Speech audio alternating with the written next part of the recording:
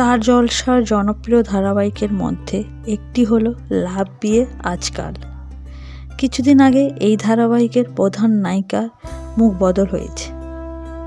লাভ বিয়ে আজকাল ধারাবাহিকে প্রথমে অভিনয় করতে দেখেছিলাম মমিতা সরকারকে, কিন্তু এখন ধারাবাহিকের প্রধান চরিত্রে অভিনয় করতে দেখতে পাচ্ছি অভিনেত্রী তৃণা সাহাকে।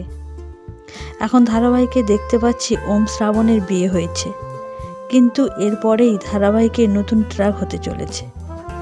টেলিপাড়া থেকে পাওয়া খবর, এবার নাকি ধারাবাহিকে 1 বছরের পরের ঘটনা দেখানো হবে, আর দেখা যাবে শ্রাবণ মা হয়েছে। এরপর গল্প কিভাবে মোড় যাবে সেটাই দেখার পালা।